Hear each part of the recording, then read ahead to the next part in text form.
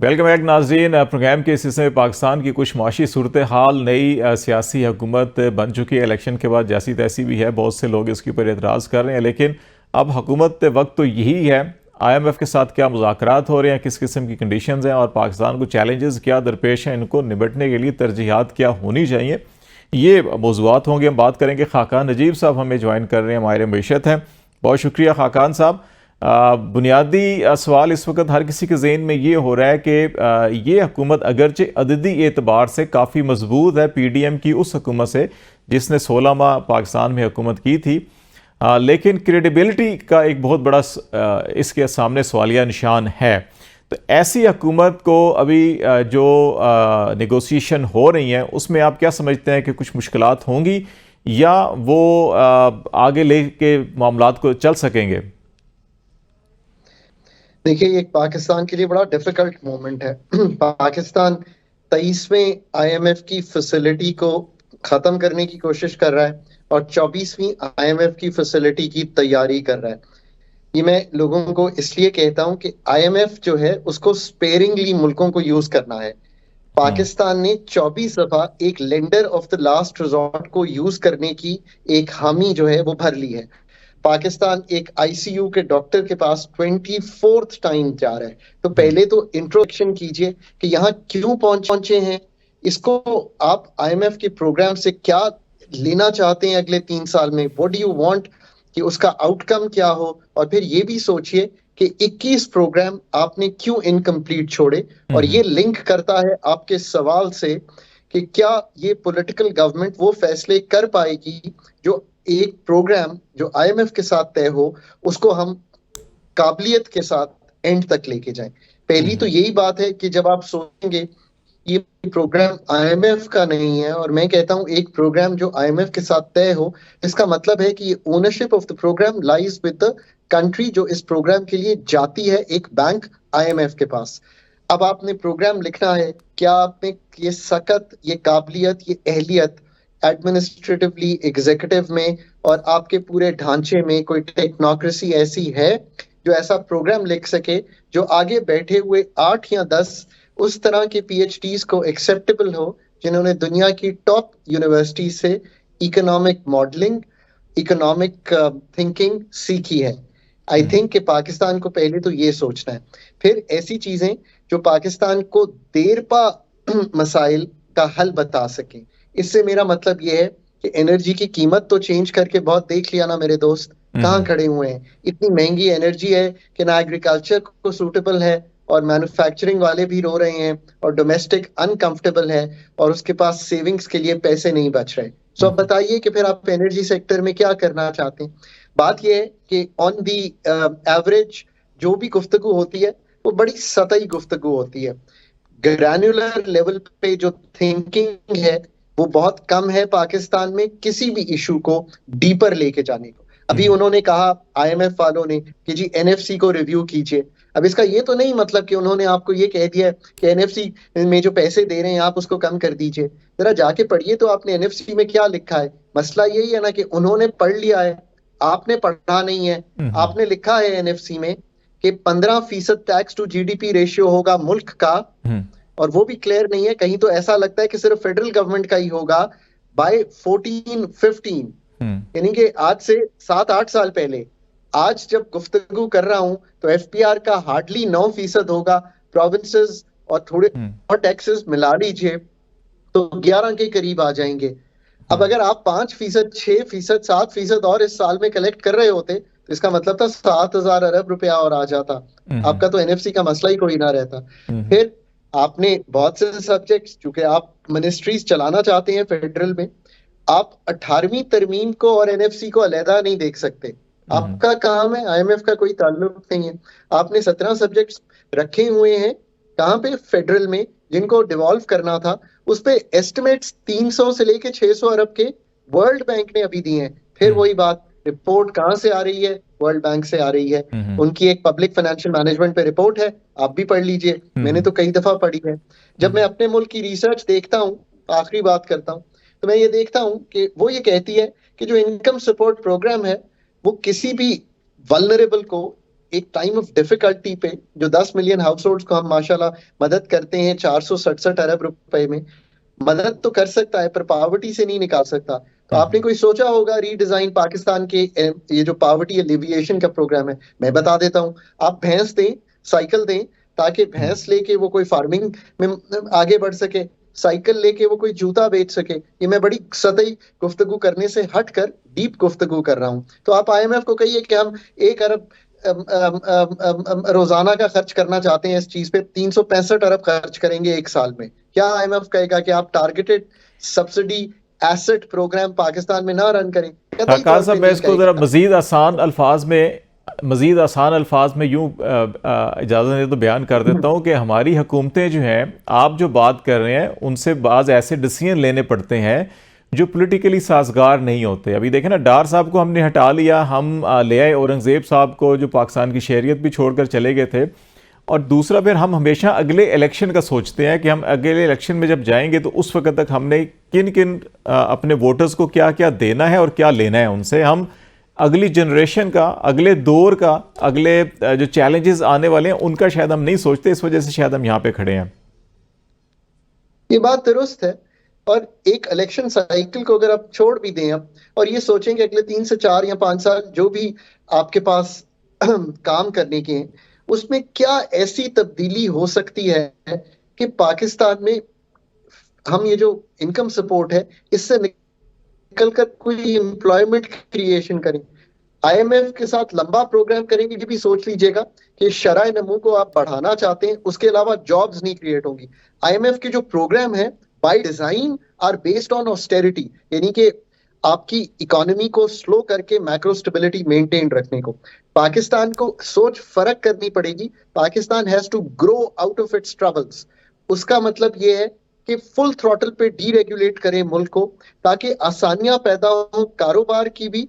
और पाकिस्तान के नौजवान, यानी कि हमें 2 से 2.5 मिलियन नौकरियां चाहिए हर साल, ये बनाने के लिए कम से कम 5 से 8% के दरमियान कहीं ग्रोथ को लेकर जाना है आपने। और वो इस पे बेस करें कि आसानियां भी पैदा हो और पाकिस्तान में इतनी फाइनेंशियल इंटरमीडिएशन हो कि असल मसला तो ये है ना, आप 7% छोटे कारोबारों तक पहुंचते हैं पैसे लेके। अब बताइए क्या करना है? स्टेट बैंक को गियर अप कीजिए। ये जो कमर्शियल बैंक्स हैं, 70% अगर गवर्नमेंट बोरो करती रहेगी तो उनको क्या इंसेंटिव है कि वो जाके किसी छोटे कारोबार को पैसे दें? इधर सॉवरन बोरो कर रही है, सॉवरन की गारंटी है, सॉवरन ने पैसे वापस करने हैं। दो सॉवरन के पास ये हालत है कि पैसे वापस जो करने हैं इस साल में 8,500 अरब रुपया मार्कअप और डेट का, वो वापस करने के लिए भी फेडरल गवर्नमेंट को 1,100 अरब बोरो करना है। बाकी everything is on borrowed money. PSDP, income support, pensions, running of the military, running of the civil, running of the foreign offices, everything is on borrowed money. अब मुझे आप पहले ये बताइए कि अब जो हालात जो मैंने आपको एक्सप्लेन किए हैं, क्या आपका रिस्पांस पिछले 6 महीने, 1 साल, 2 साल, 4 साल में ऐसा रहा है जिसमें आप ये भी देख रहे हैं कि इतनी मुश्किल हालात में आपको तो पाकिस्तान में urgency of expenditure reforms, urgency of Pakistan energy sector, पहले तख्लीक तो करें ना कि करना क्या चाहते हैं। हम तो टैरिफ रिफॉर्म नहीं कर पाते इस मुल्क में, तो हमने क्या एनर्जी के डिस्कोर्स को बेचना है, वो तो बड़ी दूर की बात है। मतलब things are really really serious. Khan Sahab, चीज़ें आगे बढ़ती हैं जब आप सबसे पहले आपका लोकल इन्वेस्टर जो है वो मार्केट के अंदर इन्वेस्टमेंट करने के लिए तैयार हो और उसको एतमाद हो कि अच्छा हालात ऐसे हैं, माहौल ऐसा है तो पैसा लगाएगा। फिर आपका बाहर से इन्वेस्टर आता है तो आपकी इन्वेस्टमेंट होगी, आपकी ग्रोथ बढ़ेगी, आपकी इंडस्ट्री मूव करेगी, तो फिर आपका कुछ टेस्ट भी बढ़ जाएगा। डॉक्यूमेंटेशन, हम एक ज़माने में शौकत अजीज़ साहब आए थे तो उस वक्त ही डॉक्यूमेंटेशन ऑफ इकॉनमी, फिर पूरे मुल्क के अंदर एक तहरीक चली, फिर वो सारा का सारा कहीं गायब हो गया। ये जो 3 टर्म्स है ना, GDP टू रेशो हम 15% तक ले जाएंगे, या फिर हम डॉक्यूमेंटेशन ऑफ इकोनॉमी कर लेंगे, और फिर हम जो है कि अच्छा जी के ये जो ट्रस्ट डेफिसिट है इसको ख़त्म कर देंगे। ये हर दौर में ये बातें हम सुन रहे हैं, लेकिन हर दौर में ये ज़्यादा ही ख़राब हो रही हैं, ठीक नहीं हो रही। इसकी बुनियादी क्या वजह है और इसको कैसे आप समझते हैं कि कहीं ना कहीं सोचना चाहिए कि क्या करना चाहिए हमें? मेरे दोस्त, खराबी की वजह यह है कि पहले तो पाकिस्तान को अपनी थिंकिंग जो है ना वो वापस लेनी है from the outsourcing of the thinking, जो कि एक ऐसा एटीट्यूड है वो तब्दील नहीं हो पा रहा। उससे मतलब यह है कि एक डेमोक्रेसी है, एक सिविल एंड मिलिट्री ब्यूरोक्रेसी है, और एक तीसरा, अगर एक ट्राइंगल आप ड्रॉ करें तो इसका एक तीसरा जुज है द थिंकिंग ऑफ पाकिस्तान, यानी कि इस सारे को फीड करने के लिए वो दुनिया के ममालिक जो हैं अपनी टेक्नोक्रेसीज बनाकर लाते हैं। हमने उसको आउटसोर्स किया हुआ है to multilaterals, to consultancies, to to IMF. So पहले तो जिस दिन हम सोच अपनी खुद वापस लेंगे और आईएमएफ और उनकी डिपेंडेंसी से निकलेंगे और उनके सामने खड़े होके 8-10 पीएचडीज इस वक्त मुल्क में मौजूद हैं, वो दुनिया की बेहतरीन यूनिवर्सिटीज में हमारी तरह की यूनिवर्सिटी से पीएचडी किए हुए हैं, हमारी तरह ही डिफरेंट ममालिक से काम करके आए हैं। आप ये सोचिए ना कि आपने भी उनके सामने 8-10 economists, energy sector specialists, investment specialists Pakistan के बिठाने हैं, पाकिस्तान के डीरेगुलेशन आर्टिस्ट्स, जो उनको भी बता सकें कि हम समझते हैं। और मैं हमेशा कहता हूँ कंट्रीज अपने मुल्क को आईएमएफ से बहुत बेहतर समझती हैं, ये भी एक फैलेसी है, पर हमारे लोग उनके सामने जाके शायद उस अज़्म का, उस कंफर्ट का इजहार इसलिए नहीं कर सकते because IMF is only about one thing, negotiation, and the second thing is good preparation. So ये सारी चीजें, अब आपने इन्वेस्टमेंट का जिक्र किया, अब हमने एसआईएफसी इसलिए बनाई कि हम बीओआई से वो काम नहीं ले सके। हमने पहले कहा था कि हम बीओआई के बहुत जबरदस्त चेयरपर्सन बाहर से लाएंगे, ऐसा भी नहीं हुआ। हमने कहा था हम प्राइवेटाइजेशन कमीशन अलहदा एक इंडिपेंडेंट अदारा ऑफ प्राइवेटाइजेशन डिवीजन से अलहदा करके एक चेयरपर्सन लाएंगे, जो खातून जो है वो बहुत ही काबिल होंगी, जेपी मॉर्गन से आई होंगी। उनका काम जो है वो उस अदारे को बनाना और पीआईए को तैयार करना, डिस्कोर्स को तैयार करना होगा। हम वो भी आज तक नहीं कर सके। अब हमने एसआईएफसी का कयाम इसलिए किया है कि पाकिस्तान का investment to GDP ratio dismal है, 13.4% है। जिन मुल्कों ने मेरे दोस्त तरक्की किया, आपका बेहतरीन दोस्त चाइना, उससे कुछ तो सीखिए। उसने अपना इन्वेस्टमेंट टू जीडीपी आज भी 30% से ऊपर रखा हुआ है, यानी कि जितना कमाते हैं उसका 30% री इन्वेस्ट करते हैं अपनी इकोनॉमी में, आपसे ट्रिपल री इन्वेस्ट करते हैं। आप इधर चले जाइए, इंडिया 25 से 28%, बांग्लादेश, ईस्ट एशिया 30% प्लस। सो अब एसआईएफसी बनाई है जो लोकल डोमेस्टिक इन्वेस्टर को सबसे पहले उनको चाहिए एक्साइट करें। एफडीआई मुल्क में 1.5-2 अरब डॉलर रहती है, फिर आईटी सेक्टर में इन्वेस्टमेंट लाना चाहते हैं। अब जरा कंपैरिजन देखिए, क्योंकि मैं तो जरा प्रोफेसर सा इंसान हूँ, पढ़ाई लिखाई करता हूँ। आज ही मैं देख रहा था, मेरे एक प्रोफेसर के साथ आईटी पे पाकिस्तान पे डिस्कशन हो रही थी।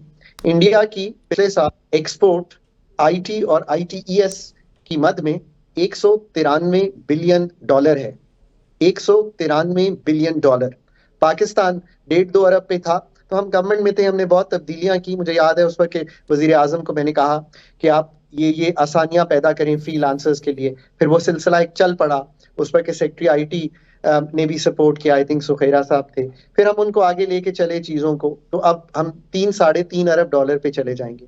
पर मेरे दोस्त ये इसलिए हुआ है कि उन्होंने, जब हम ये भूल गए कि उन्होंने आईआईटीज 1960-70 की दहाई से बनाना शुरू की और ऐसे प्रोफेशनल पैदा किए कि वो ये मयार दे सके दुनिया को कि आज वहां पे पहुंचे हैं।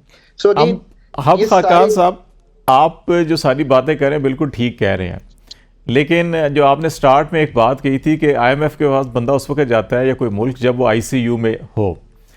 अब हम अपनी 70 साल तारीख में 24वें बार आईसीयू में हम अपने आप को लेके जाने के लिए तैयार हैं, लेकिन आईसीयू में जब निकलते हैं तो उसके बाद एक डॉक्टर जो है नुस्खा देता है कि आपने कितने महीनों के बाद आपने दोबारा चेकअप करवाना है और किन किन चीज़ों से परहेज़ करना है और क्या क्या चीज़ें आपने ज़िंदगी का हिस्सा बनानी है। तो हम क्या उस नुस्खे पे अमल नहीं कर पा रहे? क्या वजह, ये हमें कोई नुस्खा दे ही नहीं रहा या हम उस नुस्खे को पढ़ना नहीं समझ रहे? कर क्या रहे हैं हम? सो जैसे ही निकलते हैं वहां से, तो एक्चुअली ये होता है कि आईसीयू से निकाल के वो एक्चुअली आपको जॉगिंग पे नहीं ला सकते, ये भी याद रखिए। आईएमएफ का जो काम है ना, वो आपको एक फराहम करना है एक टाइम पीरियड जिसमें एक बैलेंसिंग एक्ट हो जाए और आप मैक्रो और फिजिकल की डिफिकल्टी से निकल आए। पर अंडरलाइंग ये सिम्टोमेटिक सा समझें, ट्रीटमेंट हो जाता है, पर जो अंडरलाइंग डिजीज है उसका इलाज तो आपने ही करा, वो आपकी लिक्विडिटी को, एक्सटर्नल को भी संभाल देता है, कुछ लोन्स और ले देता है, कुछ फिस्कल को भी, वो आपको एक्चुअली ले आता है सर्जरी की टेबल पे। अब पेशेंट स्टेबल है, मैक्रो स्टेबिलिटी आ गई है, पेशेंट सर्जरी की टेबल पे है, या तो ओपन हार्ट करनी पड़ेगी, अगर पेशेंट बेहतर हालत में है तो स्टंटिंग से भी काम हो जाएगा, अगर उससे भी बेहतर हालत में है तो दवाइयों से काम हो जाएगा। हम ये तीनों नहीं करते। मतलब जब स्टेबिलिटी आती है तो हम ये नहीं कहते कि अब हम अपनी एक्सपोर्ट कंपेटिटिवनेस बढ़ाने के लिए अपने टैरिफ का रिफॉर्म कर लेते हैं। हम कहते हैं बस जी अब रिजर्व्स बिल्ड हो गए हैं, हम उन रिजर्व्स को यूज करके पैसे दे के टर्फ क्रिएट करते हैं। उसकी बहुत सी मशीनरी 1% पे आती है पाकिस्तान में, पर टेक्सटाइल एक्सपोर्ट 25 अरब डॉलर थी इस साल की उम्मीद, रह गई है 17-18 अरब डॉलर इस साल की उम्मीद। हम वहीं आ खड़े होते हैं।